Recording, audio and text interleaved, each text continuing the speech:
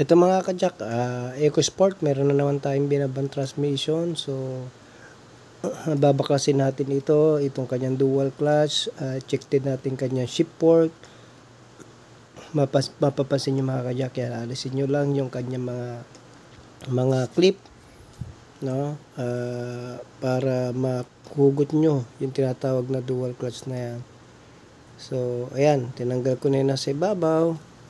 Ito na yung pangalawa, para madukot po natin yung tinatawag na dual clutch. So observe natin anong problema nito, kasi minsan yung transmission niya o yung kanyang andar ay hindi siya nagda-dragging siya, no? Kaya check natin kung bakit. Ayan, natanggal na natin yung kanyang snap ring. Ayan, nakalagay dito yung mga kajak. And then gamit tayo ng puller, no? So ito yung mga binaklas natin. So, yan, gamit tayo ng puller para mahugot natin yung tinatawag na dry clutch. So, ito ang gamit natin. Basta't kung meron lang kayong basta't mahugot yan, no? May makapitan lang at tapos maitaas lang yan kasi masikip o mahigpit na rin siya, no? Sa tagal na rin, hindi basta-basta makukuha yan. So, ganyan ang paraan natin mga kajak. Tapos ikutin lang natin hanggang tumaas na. So pansin nyo mga kajak, ayan, tumataas na yan. Ayan, pag ayun, napansin nyo, natanggal na siya. Pagkatapos nyo matanggal yan, alisin nyo na para makita na natin yung tinatawag na shift fork naman. Yun. So naiangat na natin, lagyan lang natin ng hawakan para sa ganun mahila natin. Ganyan lang naman ang baklas niya mga kajak, para malinis na rin natin yung loob na yan at makita natin kung ano ba problema pa sa loob ng transmission na yan.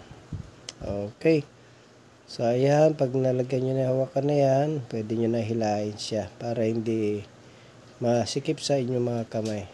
Yeah. Yun. So, nahila na natin. Yan, kaunting ingat lang para hindi natin mabagsak kasi babalik pa natin yan.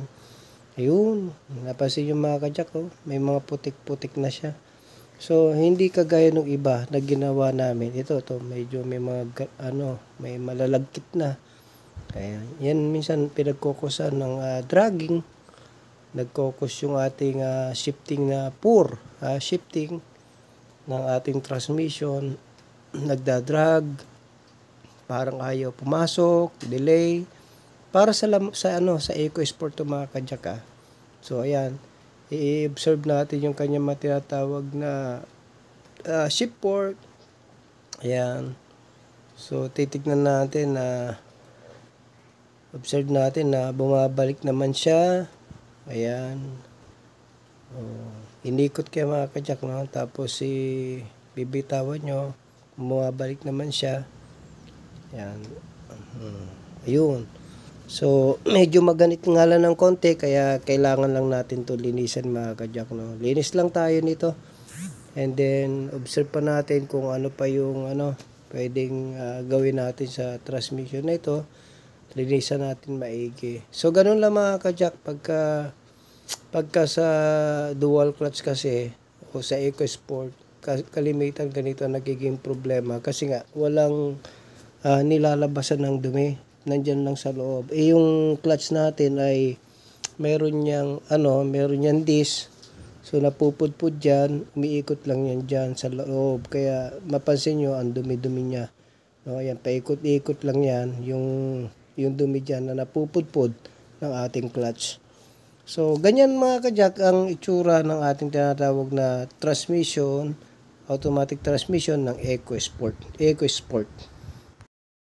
So ayan mga kajak, no, pagka wala namang problema at nalinis natin, i-reset natin yung ating tinatawag na dry clutch, dual clutch natin, at para sa ganon maibalik din natin na maayos at hindi rin gumastos yung may-ari na masyadong mahal. Kung ang papalitan lang ay shift fork, kasi ito po mga kajak ay around 50,000 kilometers pa lang. So sabi ko, masyadong bata pa tong transmission para siya ay masira. So, i-observe natin kung bakit siya ganun ang andar niya, hindi maganda.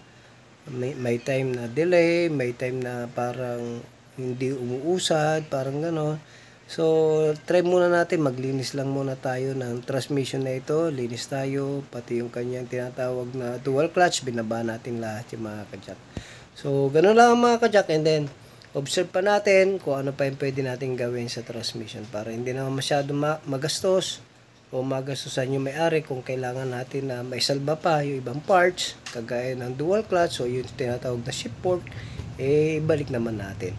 So yun lang mga kajak yung ating tutorial ngayon, at pakita ko rin naman sa susunod na vlog ko kung paano mag-reset ng ating tinatawag na dual clutch para meron din kayong reference. So yun lang mga kajak, God bless you. Jack of all trades Auto Care, the shop that cares for your car.